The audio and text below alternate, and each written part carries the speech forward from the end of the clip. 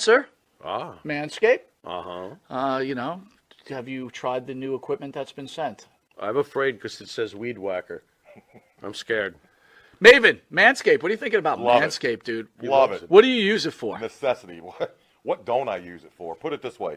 The only hair I have on my entire body is these eyebrows. Yeah. That you see. These Wow. caterpillars racing to the middle of my nose. That's it. That is it. That's all I have. And that's all I want. That's the So big- Manscaped is a must. We were talking before the show. There's nothing worse than just hair. Yeah. Right? Hair on a woman, hair on a man. It's just bad. Absolutely. And it's the one thing that the older I get, it starts growing more in unwanted areas. Absolutely. I hate it. I'm going to ask you a question. Uh-oh. Just going to go out there. Oh, boy. Go for it. You're doing a deed. Yes. Again, I don't want you to have to admit this because we, as men, we try not to admit this. But if you're going to Oh, go I do the know deed where- on a woman, I know would where you he's rather going. have her be hairless or a little hair, racing stripe, or Racing stripe. full retro bush? Well, Racing stripe. Retro Bush is out. Yes, thank you. Retro Bush is out. Yeah. I don't mind a small, well manicured landing strip.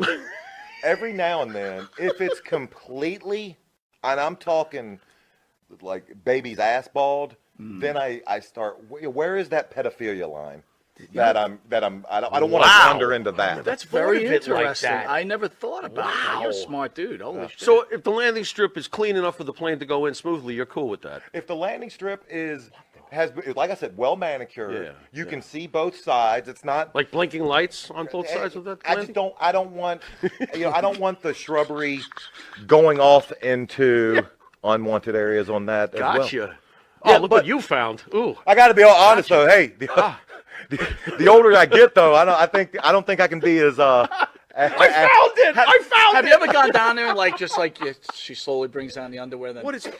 retro? Just, Absolutely. You're like, whoa! Wow, Yeah, like, I'm like 46, it of pops course. out? Do you like walk out or what do you do? No, I muster through. I muster up the courage to get He's through. a trooper. He's a trooper. Gotta give him an A. Not all heroes wear capes. Yeah, There you no, go. I hear you. There you Listen, go. I couldn't Super say. Bush. I couldn't say it. Well, if you have the same beliefs as Maven does, Manscaped could help you. Absolutely. The weed whacker. Absolutely. What are you thinking? I'm thinking that I may have to, go in a room, close the door, and hang out with the weed whacker for a little while. Yeah, I think you're a retro guy, aren't you? I like 70s adult films, if that's what you're getting at. Yeah, there you go. Yeah, But only with that, Ron we're going to take a Jeremy, quick Batman. commercial break and we'll be Anyway. back with this wrestling icon, Maven.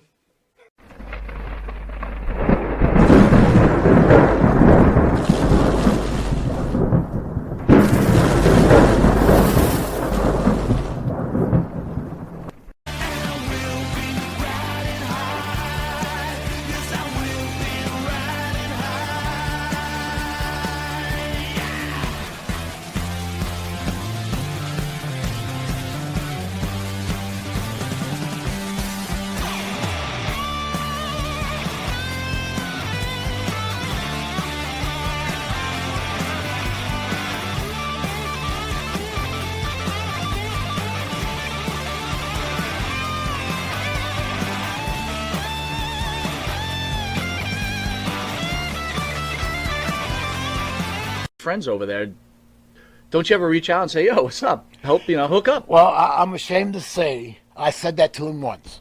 I said, hey, Bubba, what's going on in these booking meetings? Why ain't I getting a good deal on his? And he goes, you're not nobody's favorite. Nobody's bringing you up in the booking meetings. I go, what about you? He goes, well, yeah, but I got my own stuff to bring up. And this is when you said he was booking, right? Yeah, right, He didn't yeah. tell me that. But he said that nobody was bringing my name up in the booking meetings, so I was being overlooked, which is ridiculous.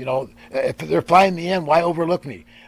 Other than Eric Bischoff and those guys But were you- purposely trying to make the show bad. But you just said, what about you? Right? Okay, he didn't really have an answer for that. Oh, now you turned me the other way. Now I'm mad. Now again. he's back to being Now I'm back. Now again. he's back to get the tables and put him through it. This is unbelievable. And that's one thing, I like Bubba and I love Devon. I love them both a lot. But like when then he called me when Melissa died. But Okay. It's a little late on reaching out. He should have reached out sooner. But it wasn't. I don't know how to explain it. But he has called me in the past few months and not too long ago. and it's hard for me to talk about this, but when I was gonna go to WCW, I had a secret meeting with Kevin Sullivan, JJ Dillon, and they go up to room whatever. So I went up to the wrong room, and there was a bunch of the WCW booking team was there, and I walked in the room and turned around, and walked back out, and one of those guys went and called Paul Lee and said I was there negotiating the contract. So when Kevin Sullivan and JJ Dillon gave me this contract, it was for a lot of money, more money than I can imagine. And I was shitting myself. So I go, I got to take this back to my hotel room and read it. And Kevin goes, read it, just sign it. But really what I wanted. Hey, Jimmy, how are you, buddy? Good. What's going on, bro? Another week. Another week, huh? Yes, sir. There it is right there, by the way. There's one of the greatest guests we ever had. Right there. Well, let's speak about it earlier this week. The wrestling world lost the iconic ECW legend, Sabu, who I knew you were a huge fan of, Jimmy, especially in ECW. And I remember when he came in studio, how excited you were. So I'm going to kind of turn it over to you, and you share your thoughts on Sabu the wrestler, and then maybe we could discuss about Sabu the guest or the person that we got to know a little bit. So go ahead, Jimmy. Sabu the wrestler, if there's a Mount Rushmore for the extreme, he's obviously on it. I was explaining to Karen, who, of course, Wahoo McDaniel, we know what a tough guy he was, and how physical his matches were, and a lot of his counterparts' matches were back in his time. And I explained to her that if your name is not basically Mick Foley or Terry Funk, Sabu has no physical peer as to what he gave for the business and what he gave with his body for the business. I always found him fascinating, and everything has to work for a presentation to get over. Sabu's entrance music in ECW, the Arabian feel to it, was majestic. Being the son of the Sheik, and knowing what the Sheik was to this business, when the Sheik was basically ECW decades and decades before, just like Abby was, Abdullah the Butcher, and the folks like that. Sabu's presentation was perfect. He was silent but deadly, and I loved it. He never really had to talk much in ECW. His facial expression said it all, especially when he had that magical team with Rob Van Dam. He was a Triple Crown winner there. But let it not be lost the things that Sabu did in other places. His TNA match with Abyss is as far as classic hardcore matches that work, is legendary.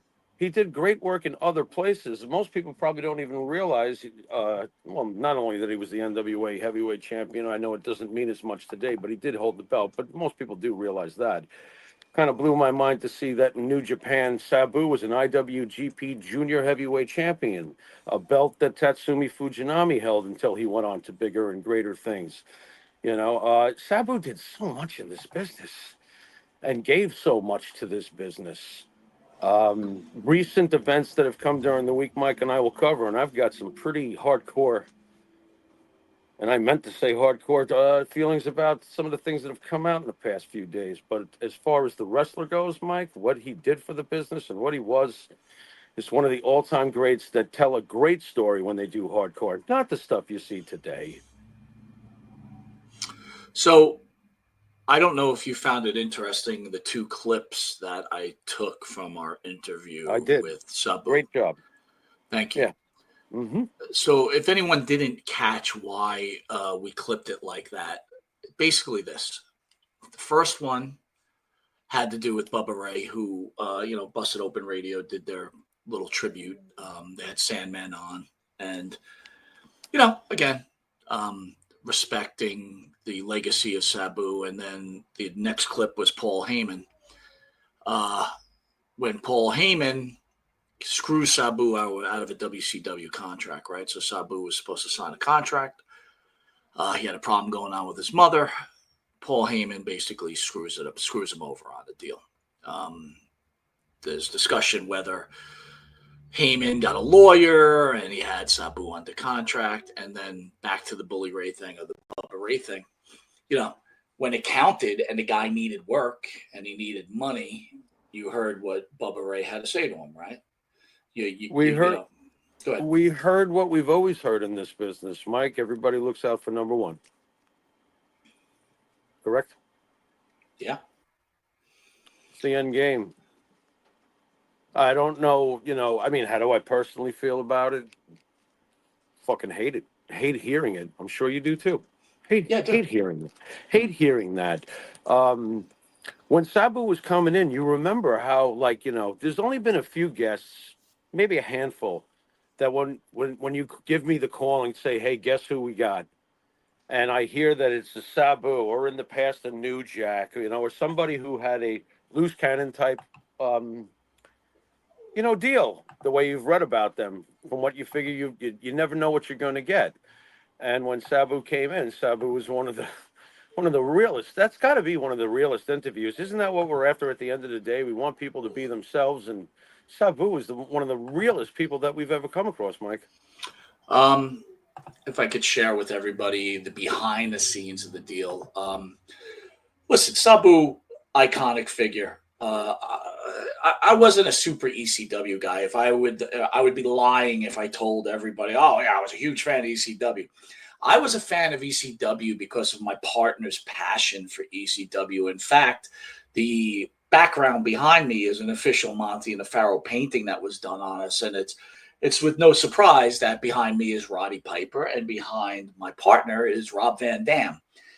There's the WWE sign, and there's also the ECW sign. So that shows you where Jimmy was coming from. So my passion for ECW, New Jack, who we had in studio, and our Sabu, our Bill Alfonso, the list is long, right? Sandman. I mean, Christ Almighty, Todd Gordon, who, we'll get into that in a second. But the point of the matter is, originally when this was happening, the passion I had was the passion that my partner was relaying to me about his love for that organization and his love for this wrestler. So I only know what I read. I'm a fan, just like everybody else. And, like with New Jack, the guy's fucking crazy, right? That's what I'm thinking to myself, right? Yeah, of course. Comes in fresh off the passing of his girlfriend/wife. And, we hit with hard questions early, right? And Melissa Coates, yeah. Doing that interview, I listened to this man answer questions.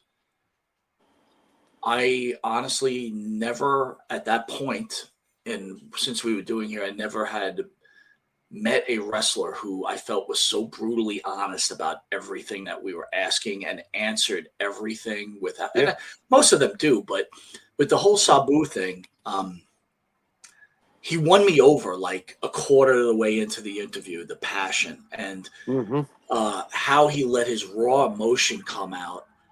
And, and I'm sorry, maybe I'm just favorite. This show is my favorite show. You won't catch better interviews than Monte The Pharaoh, and Sabu's like a must watch. Yeah. But anyway, the biggest thing that I remember the whole thing was after it's all said and done, Sabu was emotionally drained from this interview. Jimmy and I stand up. He comes on stage just before we take pictures together. And we literally, I would say without exaggeration, we hugged for almost 2 minutes. No one said a word. The three of us just hugged.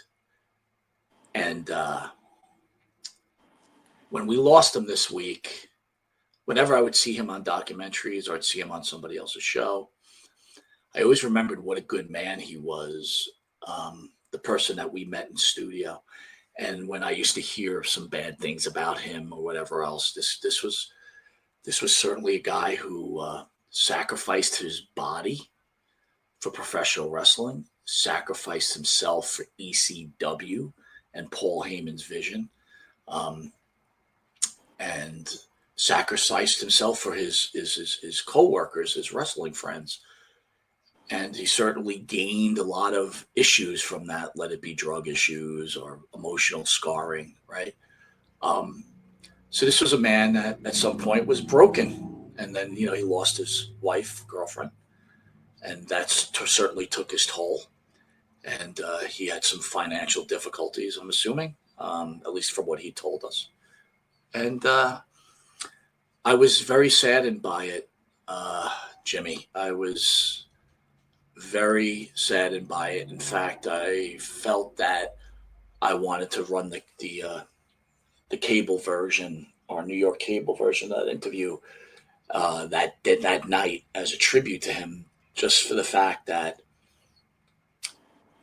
this is a guy who sacrificed himself for everybody and never got the respect he deserved. I think that he attained the respect that he deserved from the people who knew. I do think that if there is a Mount Rushmore for hardcore wrestling, he's on it. I think his legacy is safe. And you know what happens when you die suddenly and you die young? Watch this legend grow more, Mike. Watch it grow more. Did he ever get what he really deserved? Was he treated right behind the scenes at the major companies and get what he really deserved? No. Nope. And let me tell you, that day, I watched Sabu for years, just on a tiny TV in a small New York apartment. I watched him for years physically bleed. He didn't just bleed for the business and all those things you spoke of. He spiritually bled for two guys from New York, Mike, for 60 minutes. He spiritually bled all over the room. And this may sound macabre, but it was one of the most beautiful things I've ever experienced since we've been doing this show, Mike. Yeah. To throw a little lightness into it, and it's very, typical with me anyway. After that immense group hug and stuff, Sabu, we went outside, and he goes, "Do you got any weed?" And we smoked a bowl together. Sabu was a good guy, man. I mean, they say be careful when you meet your heroes. And look, I don't have too many, but in wrestling, and especially with ECW, he was one of them. He definitely didn't disappoint. I got to say, Jimmy, with that ECW group,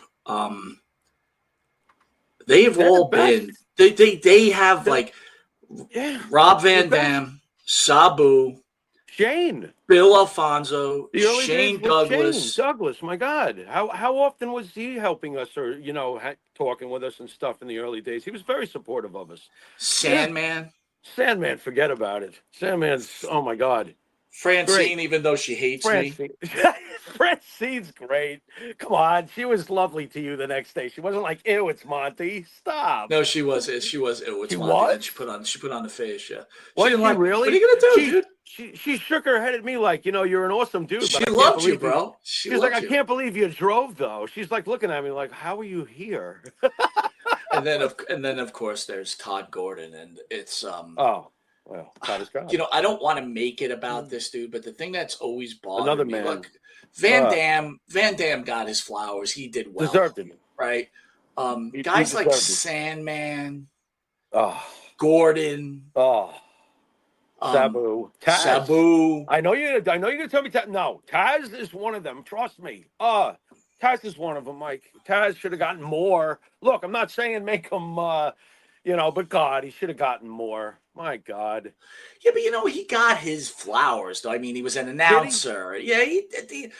I guess my whole point is, I'm sorry, Mikey. When you debut a guy, remember that great debut at Madison Square Garden? Oh, I do. Yes. He taps out Kurt Angle. He chokes him out. Yeah. And it was believable. You got to give me that. It was believable. Yeah. And I'm like, so why would you? Okay, I'm done. You know where I'm going with this. Go ahead. You know where I'm going with this. Why pull the plug on it? Why not let him accomplish a few things? Because I think Vince looked at the picture and said, "This guy's too short, and it's he's just right. not going to work." But it's still, if you can pull off that believability with a Kurt Angle, then keep him with the Kurt Angles. No. Why does he have to get in the ring with a Drew McIntyre? Listen, I can't argue with you on this because when Taz came, I was excited for Taz. I liked it, Yeah, Taz was awesome in ECW. But the thing that still bothers me, and even when I saw the interview, I think to myself, like, Paul, No one owes anybody anything. I get it. No, that's But how it but goes. in my heart of hearts, a guy like Paul Heyman, who is ultra talented, and I guess if you were to turn around and say just put it in a role playing thing, in a gimmick thing, he probably could be recognized as the greatest manager of all time. I couldn't argue that point. He's in the conversation, of course. And he certainly has a brilliant mind. But at some point, don't you feel? Mm-hmm. We asked Sabu this, and I asked Gordon this every time I talk to him because it bothers me. I always tell you there's origins to everything. Mm-hmm. And if you're fortunate enough to make all this money, okay, and I understand you got kids, you take care of your kids, and you want to take care of your grandkids, and blah, blah, blah, blah, blah. But there's origins to something. Guys like Todd Gordon, the Sandman. Look, the Sandman probably made a ton of money, went to WCW. You know what I mean? But again, without these guys, you're not there. You're just not. Don't forget Raven. Trust me. Dude, the list is long. I know I'm forgetting a bunch of people. Who's the guy? Who's the Raven. guy that was the manager, the crazy guy with the neck brace? What the fuck was his name? What, Gertner? Gertner, yeah. Well. If it isn't Mike Monty, oh yeah. There was just so much talent. Don't forget little Spike Dudley. You know, there was just so much talent in that company. It was really special too. It was like, you know, it's funny, we make fun of it, but it was our little secret. Bro, it was on cable in Madison Square Garden Network at 2:00 in the morning, and I'm staying up to watch it because I know that the presentation is way different, but I'm getting that it's my little secret vibe that we used to get watching at midnight on Channel 9 back in the day. It was beautiful. I remember when I had guys working for me, and I was a WWE guy, and the WCW got hot, whatever else, and they're like, dude, you got to watch ECW, you know? And like I said, my passion for that came from you. One thing I want to bring out that I found pretty disappointing, right, is, you know, Joey Janela comes out. I guess he's the guy that had the last match with Sabu. So well aware of Joey. I know all about him. Been watching him for years. Go on. He's claiming that Sabu took this drug, cretin, which I heard was a natural painkiller. So I don't even know what that means. But I wanted to ask you your thoughts when you heard this. Were you pissed off? Like you have to come out with this. Like Thank you, Mike. Thank you, Mike. I'm glad you took this direction because that's where I alluded to earlier. This is exactly how I feel about it. Why the fuck? You know what's funny too? I don't know if you watched the final match that Sabu was having with him, but afterwards Joey got on the mic. Now Joey ran that whole promotion. Not sure how fully aware you are of his promotion. He's been doing this for years. He wrote the scripts. He booked everything, whatever. Okay, so after the match, he's like, you know, you're my favorite wrestler ever. He's saying to Sabu, and I thought about it.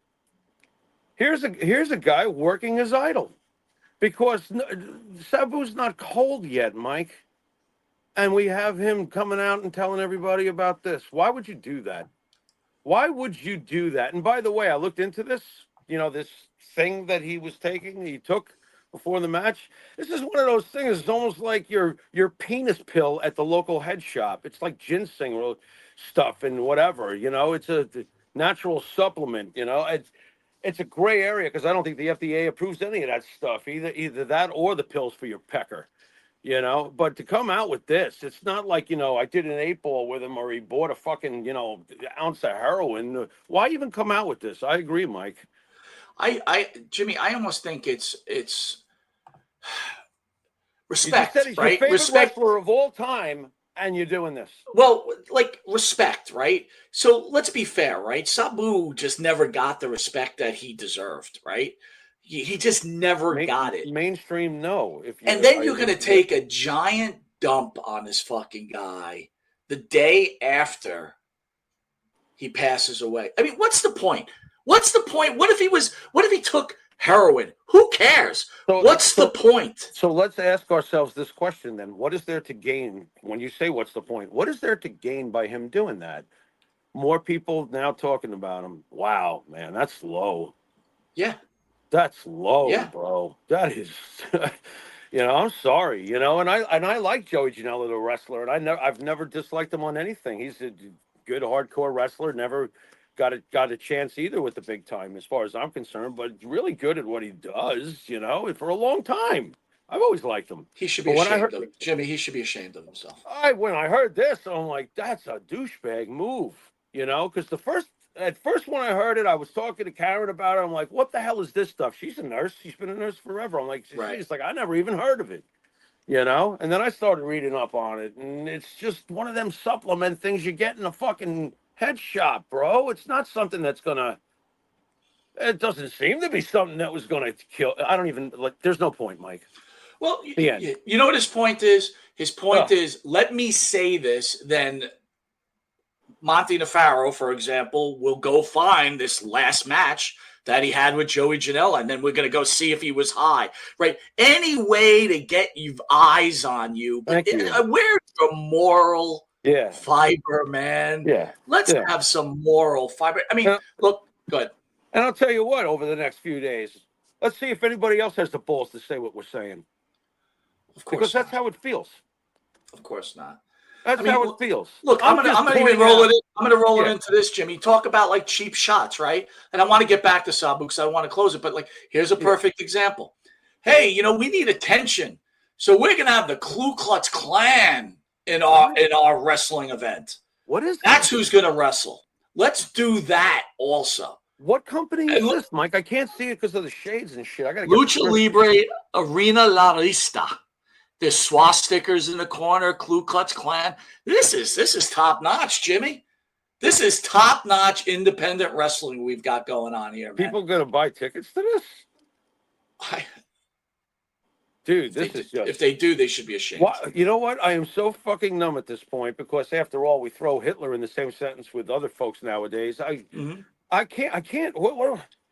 Oh wow! What a shock! You know what? Who's going to do anything about it? By the way, nobody. What is this?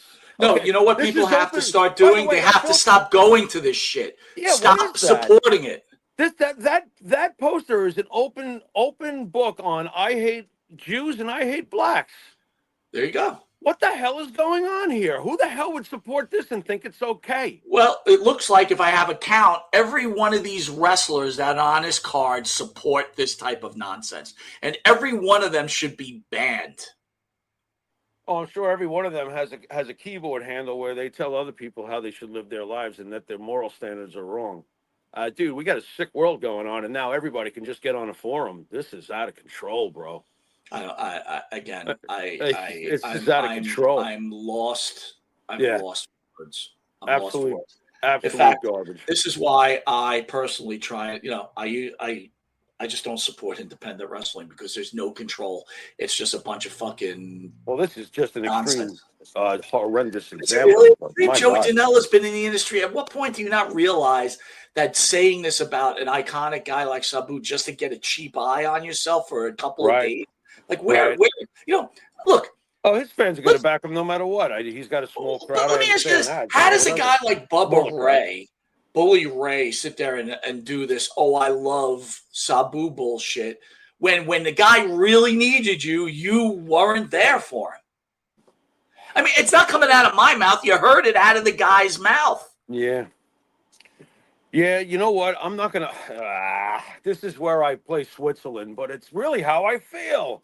Never going to question whether or not Bully Ray loves Sabu.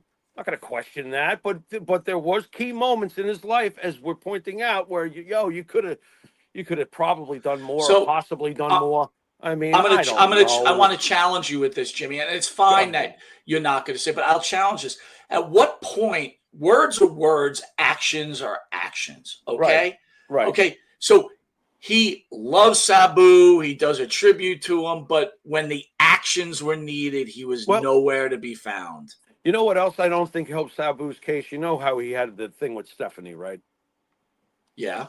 Yeah, I don't think that's helping his case at all. And I'm sure that the other co-workers were like, you know, am I going to speak up for him after what happened with him? I'm just saying, man, there's no balls.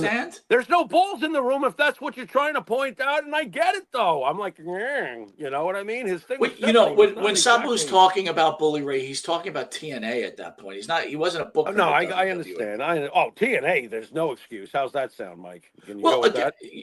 Listen. You know, I agree with you. I am sure that Tommy Dreamer Bully Ray, they loved Sabu. I am sure they did. But Of when course. push came to shove, they In took key care of moments. themselves, right? Yeah, in key moments for Sabu. That's the problem. And you know what else is the problem too? It's when you're in the penthouse, especially Heyman. Never mind Bully Ray. Right. When it comes to Heyman, when you're truly in the penthouse, which Heyman I do believe exists in and has existed in for many, many years in this business. Vince McMahon trusted him and liked him implicitly. This is true. You know what I mean? Like Paul is in well. Okay. How many people have truly been in well with Vince McMahon in his history? Pat Patterson, Gorilla Monsoon, maybe a few other names behind the curtain. Paul's one of them, right, Mike? Yeah. When you think about it. So how could Paul not at some point, with his plethora of tentacles to reach out to, whether it's Vince, whether it's Triple H, whoever it may be, to make the move to help Sabu? He could have done it. He had the That, power. It's Jimmy, the level of that power is the that makes that it is work. the point that I Yeah. think you're hitting it on the head. It's like at some point you could say, hey, look, Vince, no, you're not a fan, but you know what? I want this guy to make a little bit of scratch. Can you help me out here? Yeah. Or how about this? Let's talk about this, right? So we'll go back to Bully Ray for a second, okay? Okay. So he doesn't help Sabu, right? Time has passed. He didn't do it. But when he passes, you do a tribute to him, right? What is wrong with saying, you know, guys, on a personal level, now that I look back, I blew it. I should have helped. Just like we said about Mario Mancini, right? It's like you didn't do anything back then, but there's nothing wrong with asking for forgiveness, especially if you believe in God, right? And it's like he didn't do anything wrong, okay? He just took care of himself. But what I'm saying is that if it's not for a guy like Sabu, some of these people aren't making the money they made. That's all. Yeah. And maybe I'm out of line, Jimmy. Maybe if we had Sandman in right now, he'd say, you don't know what the fuck you're talking about. Shut up. Yeah, that's possible too. It is. I know that all of them together helped make Paul Heyman.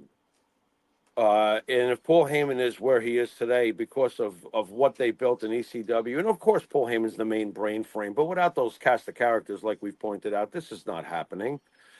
So it really came down to Paul Heyman could have done more. I don't think that, look, once ECW is established, of course they're all going to do what's best for themselves. And Bubba and Devon were going to be making it in the business no matter what. The Dudley Boys from first glance was one of those things that could just work in WWE right away. Sabu could have worked fine at WWE, but notice the elimination of, for the most part, over the years, it's gotten less and less, and now I can't think of any. Jinder might have been the last cultural character. We seem to be getting rid of him, and Sabu was definitely a cultural character, and what are we going to do with him? And, Vince wants what Vince wants. Vince never looked at the hardcore thing as anything other than comedy when you think about it, except for Mick. Mick was taking main events. Can I put it a little bit in more layman's terms, Jimmy? Yeah. It's not like Sabu needed $1 million. Maybe someone could have paid his rent for a year. What is that, $12,000? Right. Paul Heyman, Bully Ray, they could have shipped $12,000. So are you suggesting over the years what should have been done anyway, probably, or like a Legends contract where they're taking care of them? I would think that if I was making the kind of scratch that a Paul Heyman is or a Bully Ray is, I would say, you know what, man, I know you're struggling. Yeah. What's your rent cost? I'm going to pay a year's rent. Try to get your shit back on. Yeah. And you know what? You're right. And I'll tell you why you're right, and people are going, who would do that? I'll tell you who would do that, because I just read it, Mike. So it's awesome that you brought this up. Bill Parcells. I just read. Now, Bill Parcells is 80-something years old now. Bill Parcells has been out of the football for a long time, but he made a lot of money because he was one of the greatest coaches ever. Hard ass, but one of the greatest coaches ever.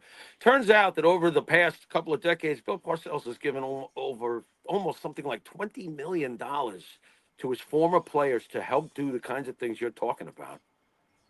Wow. So that gets back to, if you're in the penthouse, which Bill Parcells is in his profession, or Paul Heyman is in his profession. If you're in the penthouse, there were things you can do to help the folks that got you there. Jimmy, couldn't say it any better. And here's a fact.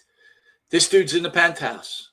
Mm-hmm. How much has this guy done for wrestlers? As much as the wrestling experts want to claim that, he's a piece of shit, he has taken care of the guys who have gotten him to where he ended up being. That is a fact. You just heard John Noy, the Berserker, last week talk about the gift that he sent when his baby was born. Like, the little things.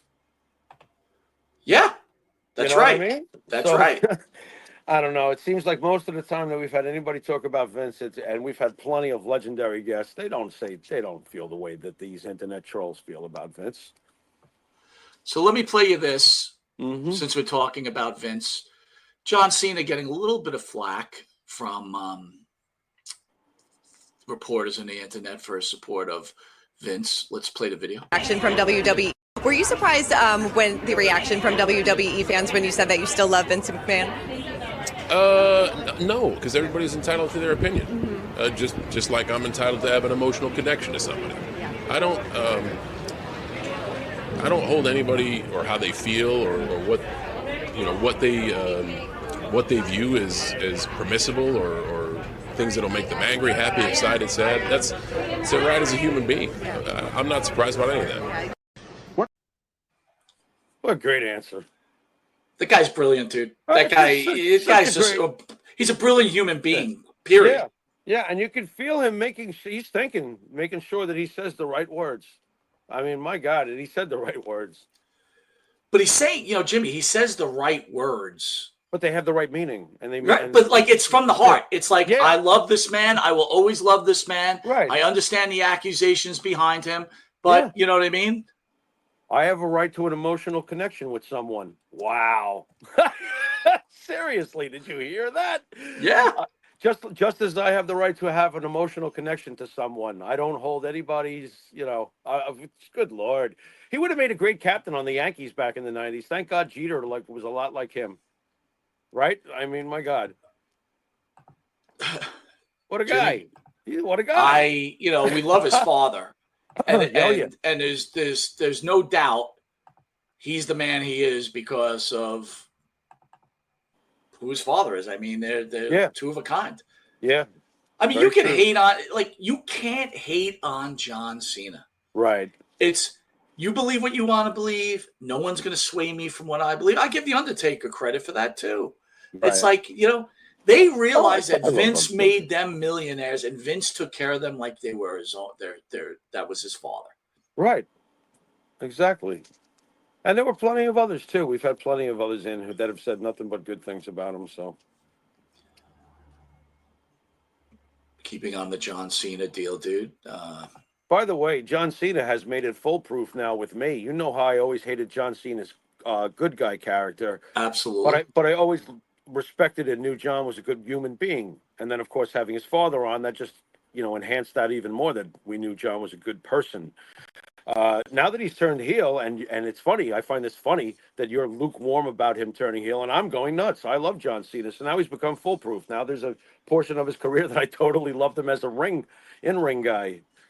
Well, John Cena to me is the ultimate good guy, right? So I do like his heel work, but I will tell you, age and father time have caught up to him a bit. These matches are very slow. Yes. Look, I'm not a big wrestling guy. And you know what I mean? Like, mic work is more important to me, and his mic work is as fantastic as always. Right. But his bumps are as bad as Vince McMahon's, like, back in the day. It's just like, they've become really bad. Jimmy, real quick, I posted a picture of Amy Schumer and John Cena. A little bit of old news, but, they did that movie Trainwreck. And she claims John Cena. Well, she claims John Cena actually entered her during filming. Thoughts on that? Gave her an attitude adjustment, huh? Well, I guess the fake having sex has supposedly happened for real. I'm gonna go with and of course I don't know any better than you. Thankfully we weren't in bed with them when it was going on. Could you imagine that horror show? But I'm gonna go with you wish, Amy Schumer. Wow. Your career sucks, and you ain't funny. So basically, the pleasure was all yours to come up with the story. And I really doubt that John was like, hey, you know what I'm going to, because it sounds so consistent with John's character, doesn't it? Hey, you know what I'm going to do? I'm going to put my wiener in her and no one's going to know. Like, come on, get out of here. You know, you wanted your soundbite, you wanted your attention, you got it. And now you got us talking about you until never. So You know, can I ask you, last Saturday, was that the worst pay-per-view backlash that you've ever seen? What was your opinion on that? Yeah, it was there. I mean, I'm getting better and better at picking this shit because I just don't care anymore. It's funny when you don't care anymore. All of a sudden, you see everything clearly. I got to be honest with you. I said to myself, why am I watching this on a Saturday night? Like, there was like 80 other things I could have watched. And I'm like, this is just bad. But I want to bring this up. How did you like the Lyra Valkyrie, right? Am I pronouncing that right? Valkyrie, yeah, go on. Against Becky Lynch, and supposedly Lyra's fiance was at ringside and Becky was attacking him. But I wanted to share this with you, Jimmy. Yeah. I guess Lyra got a little excited wrestling Becky Lynch, as you've heard of breast sweat, right? We've got a little vag sweat going on from a little backlash. You got a little backlash in the outfit. What are you thinking there, buddy? That's back leakage. It's not backlash. The hell's wrong with you? And by the way, why is that on the Wait a minute, internet? you're saying that's sweat from the back that isn't vag leakage? It's not. Well, I think it's vag leakage. But well, look at the fiance with a guy that looks like that. Wouldn't your vag be leaking of all wanting sex? Look at that guy. What is she thinking about? I'd be as dry as the Sahara. What's wrong with you? Are you kidding me? That's her. Yeah, take a look. I'll put it up He again. looks like the lead singer from America. I don't know, man. On the first day of the journey. No, we're not going with that. No, that's not good. You're not going. Why? How did that get on the internet anyway? What, the cameraman decided to zoom in on a sweaty crotch? It wasn't a sweaty. It was leakage, dude. There was leakage there. What are you suggesting? She was peeing or having an orgasm? What are you getting at? Okay, so the How joke is that the boyfriend was ringside and she got turned on by Becky fucking with the boyfriend. That's the joke. The reality of it is, you've heard all the stories of wrestlers, right? They take a big bump and either shit their pants or pee their pants, right? So. Oh, you think she peed herself? Yeah, she just definitely peed herself. Wow. Shit happens, right? That's the end of that push. She pushed. I wanted to get into this with you. It seems nowadays that, remember graduating school, the excitement. No. I went to night school. Wrong person. So when you graduated night school, what was the celebration like? The celebration? I Yes. got a piece of paper in the mail and I rolled a joint. All right. This is the wrong guy to do this bit with, but so I'll try to help you out. So when you graduate, you take your hat and you throw it up and everybody cheers. And that's the way we used to do it. It was very exciting. In today's day and age, this is what they do. And I found this to be a little disturbing. What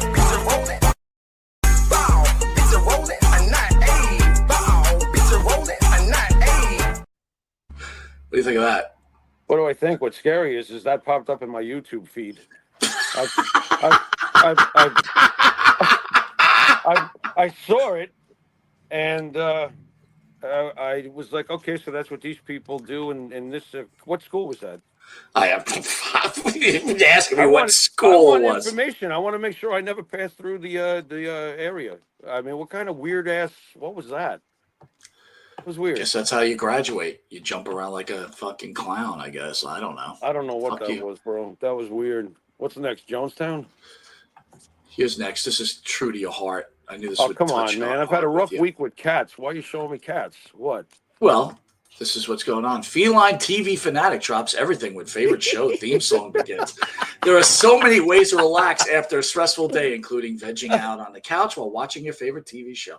Whether it's historical romance like Bridgerton or a guilty pleasure reality show, a little television can be a wonderful distraction. So this cat enjoys watching TV. What do you think? That's it? The cat watches TV? I've had plenty of my cats watch TV.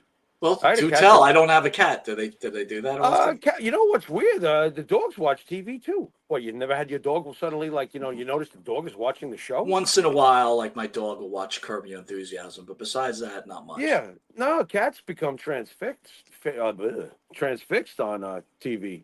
I've seen them stare for hours. Can I ask you, have like when you were watching porn in your younger days, did your cats watch porn with you? You have your pets in the room when you're doing villainous deeds, huh, Mike? I don't know. That's interesting. Usually I preferred not even a fly get in the room if I'm doing So, something like a teenage. so you kick Yeah. the animal out if you decide this is the moment of I time. love how you have It's time me for the cat basically- to leave. I love how you have me basically being like Jennings from the Giants, like taking the cat and hunting it. Like, I kick the animal out of the room, sails across the living room, bounces off the fridge while I go spank the monkey to porn chub. But no, seriously, Excellent. do you take the cat and like put it outside the door and close the door? Like, how does that work? Mike, it's like 1981. Do you think I even remember what I was doing? I mean, like when we first discovered we got things that do funny things, sure. But I mean, my God, I can't Wait a even minute, remember. things that do funny things? Yeah, it's like, wow, wait a minute, what is this? And then I get a phone call from you. Let's go down to Northport, Jugs. Come on, bro. You were there. All right, here's your favorite time. You ready? Yeah. Shut up and wrestle. One more time. Shut up and wrestle. You ready for another episode of Shut Up and Wrestle? Toasting waffles again. She's in her underoos. Yeah, I'm ready. Shut up and All wrestle. right, I've actually got two videos, my friend. So All right. this one is Damian Kemp, former NXT star, who we had the first interview after he got released. Damian, from what I understand, is trying to be a singer.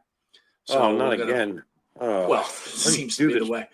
Why do Are you you- do this to me? Are you Go ready? ahead. No. It's where they play. Pull the boat of a party on the bay. Find two wheels best in the world. Enough of them Midwest girls.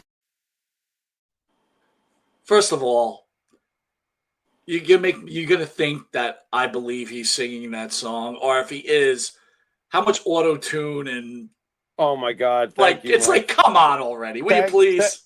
Thank you. I mean, you sure you got enough phase to bury the fact that there's nothing going on here?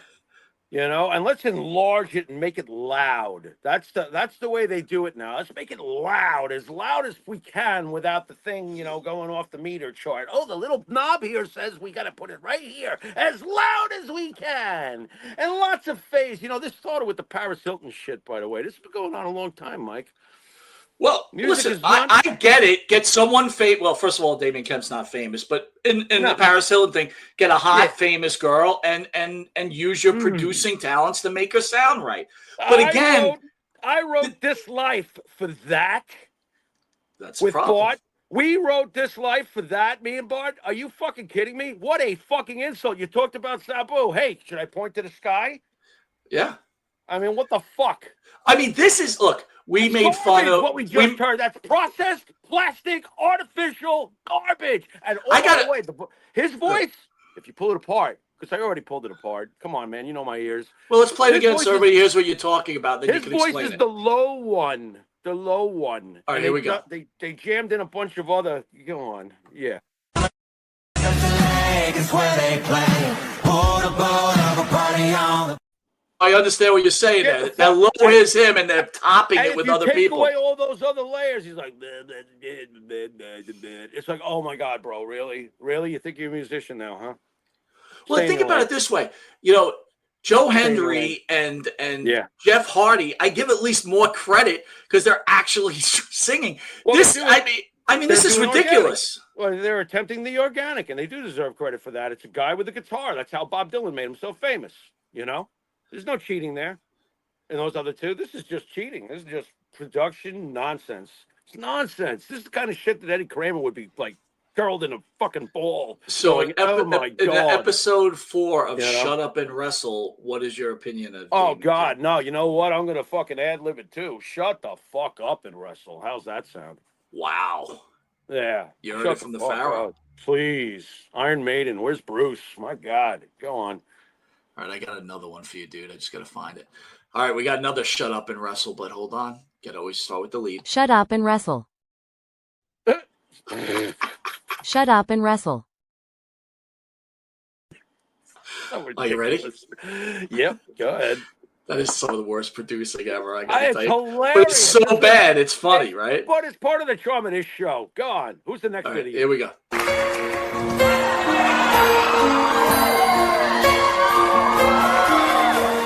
Turn around. Every now and then I get a little bit lonely and you're never coming around. Now, wait a minute. Hold on, dude. Like, I know Jericho's part of Fozzy, but that just shows how bad a singer he is, too. I'm sorry. Oh, God, that was funny. Play it again. All right, hold on.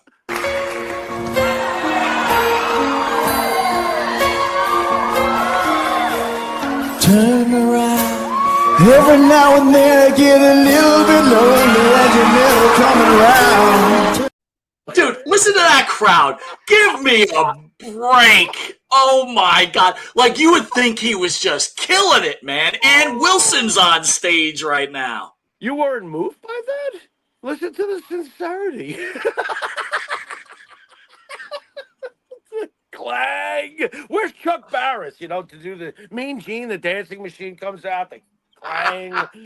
You know, I mean, wow.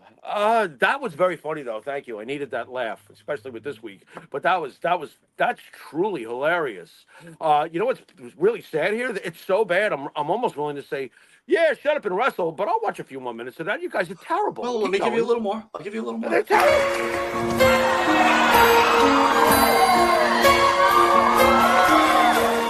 Turn around.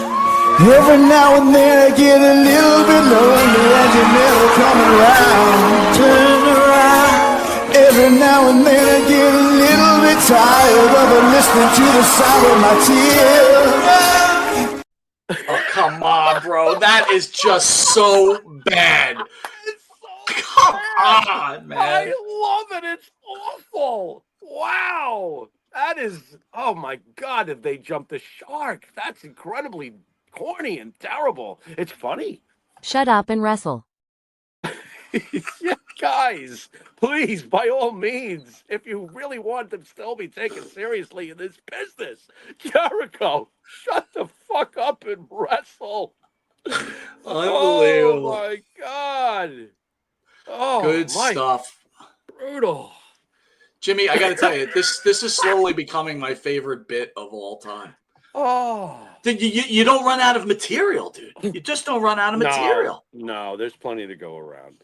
I mean, you got this fucking guy, Damon Kemp, with all due respect. It's like, dude, you're running around trying to promote this fucking album. It's like, why don't you just have somebody else sing it? Why don't you just Milli Vanilli it, dude? Because it's like, that's what you did anyway. Like, if anyone even thinks that's you, it's not. And there's nothing to it either. I mean, if you listen to whatever so-called music is going on behind it, I mean, I hate to go back to it, but I'm going to add, let's, okay, we talk about music and the soul of music and the lyrics of music, right? Yeah. What is this about? Let's find out. What is this man singing about? What's the emotional draw? Hold on. You're going to. Is where they play. Pour the boat of a party on the bank. Pine till wheels best in the world. Midwest girl? Like, what is that? I have no idea. Nothing better than a Midwest girl. Is that country rock? Is that what they're doing nowadays? Well, it has overtones of it. You know what? As you say that, but at least from the country current scene that I hear out here on the radio, there's guitars, there's like Tom Petty sounding lead guitar solos, there's nice harmonies. And I actually heard Eagles influences in a song the other day when I was driving around with Karen. I was like, okay, you know, I still haven't embraced it because I'm not a country fan at heart, but at least I'm hearing Eagles, I'm hearing stuff like that. Well, all I hear here, Mike, is an electronic processed lump of shit. That's how it sounds to this ear. And that's it. You know, Jimmy. his subject matter is not going to exactly, this is not back in the USSR. I don't think that the Russian teens are going to be running and hiding their Beatles albums, and I don't think the Midwestern girls are going to be doing that in this case. And if they are hiding them, it's probably because they're embarrassed. Dude, it's literally like you're trying, like you've Yeah. done nothing, right? I'm Mhm. sure you didn't write the song either. You probably found some wrestling dude to write a song for you or something like that. Who And knows? it's like, it's No not idea. even you. Like, how No can idea. you think that's even you? It's like, God forbid Right. you did become famous. Like, Yeah. you got to go Yeah. on stage with that. You're going to be able to sing. What, are you going to lip sync your way through it? Right. Yep. Got to be able to do it all. Anyway, to everybody, shut up and wrestle. Yes, please. Jim Ross announces colon cancer diagnosis, surgery pending. Oof. Jim Ross has had quite of a bad run lately, Jim Pharaoh. Well, I hate hearing anything bad about JR. I mean, that's not good. I don't know what more to add to that other than that's not good. I don't want to hear that about JR. What's your take on JR? What do you think of JR? I always get the feeling that part of you is not as impressed with JR as others are. Now, as far as an announcer, I think he's one of the top 3 greatest. He's in the conversation with Gordon. Trying to think who else would be in that company. Early days of JR was not a fan. All right. But as he progressed, I found him to be very entertaining. I found that his announcing was a mixture of Gordon Soley / Gorilla Monsoon, like a mixture of a bunch of guys, right? But distinctively himself, though. Absolutely. I mean, if you told me you felt he was the greatest announcer ever in wrestling, he's not my wrestling, personal favorite, but I think that he would probably be most people's pick. My personal's Gordon, but I will tell you this, and people might get offended by this. I remember when they parlayed him to the XFL when Vince was making that run. Yeah. He could not call football. I'm not surprised. Actually, we should be a little surprised because he was such a lover of, what was it, his Oklahoma? Yeah, Oklahoma Sooner. Yeah. Not mistaken. So maybe I am a little surprised. But look, it's a completely different deal. You're calling a match. I mean, what's the worst case scenario? You got a 6-man tag team match. Maybe you got to call a Royal Rumble. But things are happening one at a time usually. In football, you got to keep track and know the names of 53 guys on each roster, or whatever the rosters were for the XFL. Right. Probably not 53, but there's a lot more to go on when you're announcing a football game. You know what? That's really good, valid point. And to be a play-by-play guy for football is probably much more difficult than being a play-by-play guy for wrestling, right? I mean, if I was to ask you, Jimmy, if you were to be an announcer just for wrestling, we'll use wrestling for example. Would you want to be the color guy or would you want to be the play-by-play? I think I'd make a much better color guy. Could you do play-by-play? I would probably get really good at it, but I would have my bumps along the way. That's fair. It's a fair analysis. Play-by-play is very difficult, but I will tell you that when guys like Excalibur do it, I find it not enjoyable because it's this whole I don't know. They come up with these names for these moves, and it's just like smart Mark announcing. It's like my God. Like, why does every move have to have like a fucking ridiculous name to it? It's like there was, of course, Mike Tenay, right? I mean, everybody knows the name Mike Tenay. Mike Tenay, look, to me, the best quality an announcer can have is his ability to sell the match that he's calling. JR was the greatest at that. Okay, he really was. Go back and listen to some of his play-by-plays and some of the most, especially whether it's Foley with the Taker and stuff. Good God, he's dead. Things like along those lines. Mike Tenay started to, in my opinion, this nerd factor thing you're talking about, where you feel like you're just listening to somebody do a smart mark analysis instead of the excitement and the selling of the match, the convincing translation from announcer to fan at home about what he's watching happen in front of him. And that was what made JR so great. And Mike Tenay, to me, hey, look, I respect him. I think he did his job well, but he certainly never sold a match. Not in my opinion. I mean, I'm going to say, Jimmy, I thought Tenay sucked. I hated it. I He hate it. never sold you on anything. He was No. giving you information. And if you want information nowadays, we know all we got to do is type into our phone. We don't need I mean, information. you could give me Pat Yeah. McAfee any day of the week, and I got, He's funny. and I like McAfee. Yeah. You can give me Monsoon and Heenan. how about Wade? How about Wade? Wade How is good is very that good. guy, dude? Wade is very good. Corey is great at what he does. I got to tell you, now that Wade's in the mix and I McAfee's love in the Wade. mix, I've lost my taste for Corey Graves. We I had thought he was Corey for a good, but very I long think time. he's definitely a second tier. How's that? I don't feel he's second tier. I think that he got moved to second tier because they found something fresh. Corey was very great for a long time. We loved Corey for many years.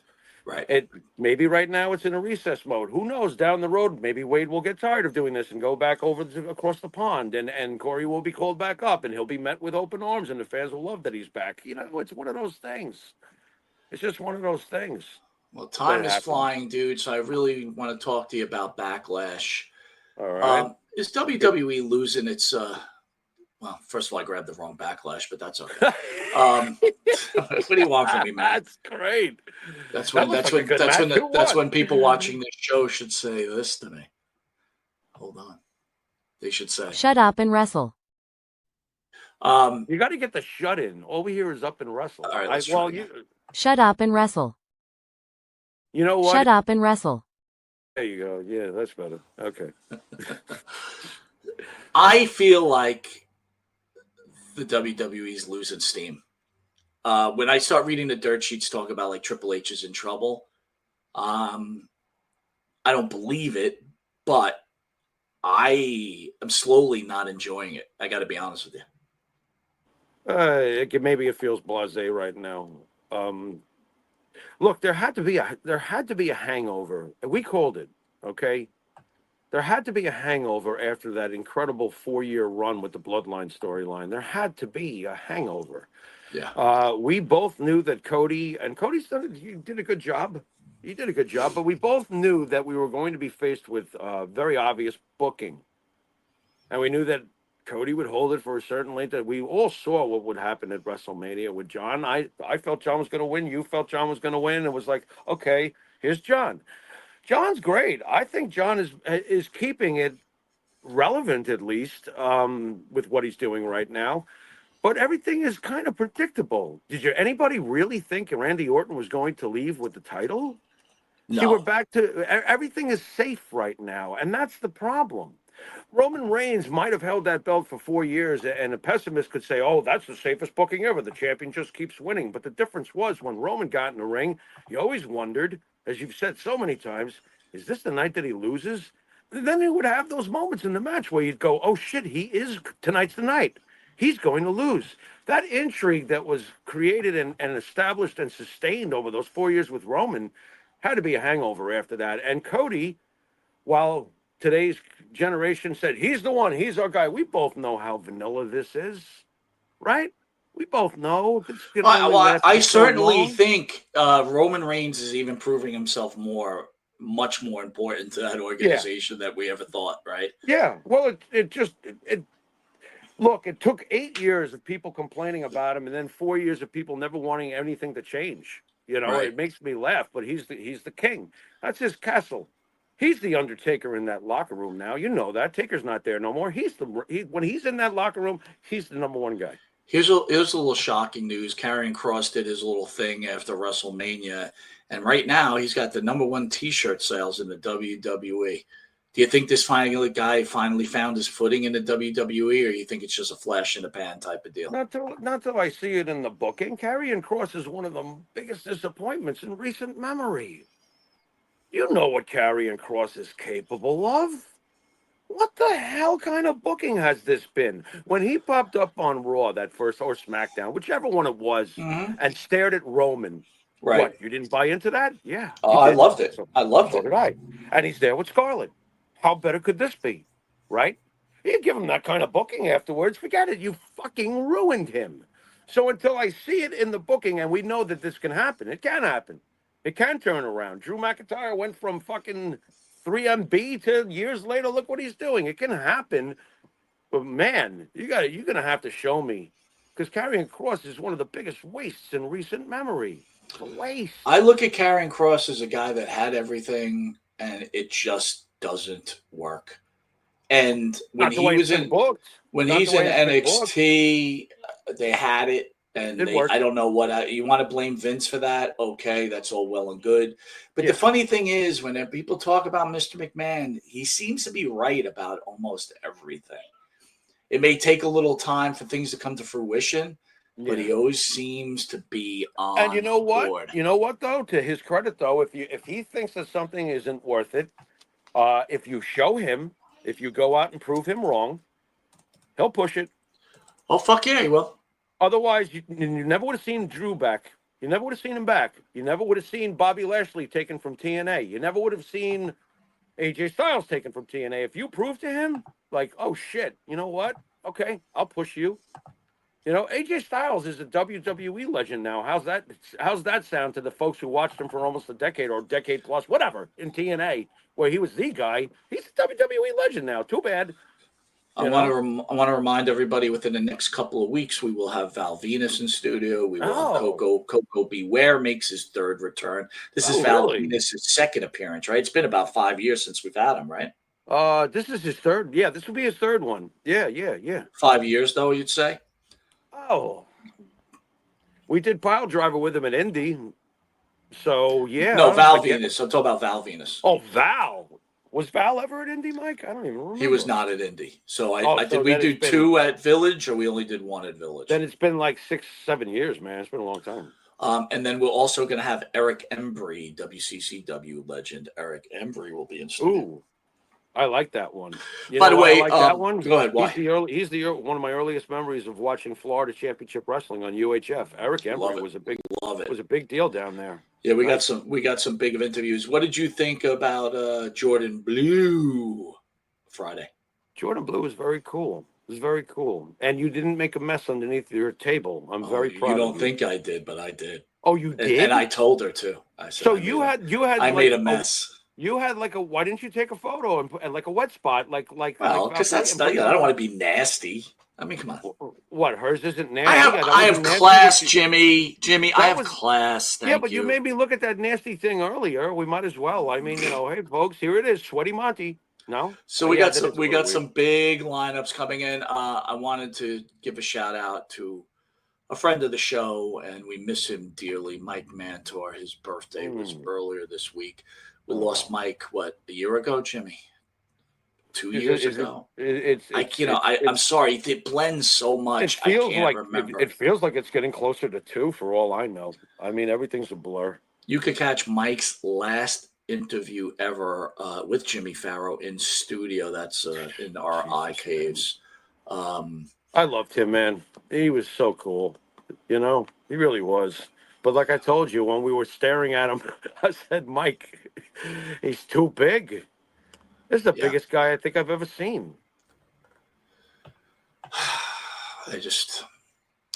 That one hurt. Yeah. That one hurt. He was a sweet guy. No doubt. That one hurt. I don't know what else. Anyway, Jimmy, we'll be back with at 9:00 with pro wrestling agent Richie Sorrentino. We're not going to give him softballs, whether he thinks we are or not. It's not happening. So softballs? What's that? Yeah. Well, okay. I think he might think we're going to give him softballs or something. Like we're going to ask him non-softball questions. I don't know. Well, we'll see. Know that he's been dealing with us for years. He must have an idea by now. I would. Well, we're gonna find out. Anyway, you want to send us out, Jimmy? You've been watching Monte the Pharaoh, and we'll see you all shortly.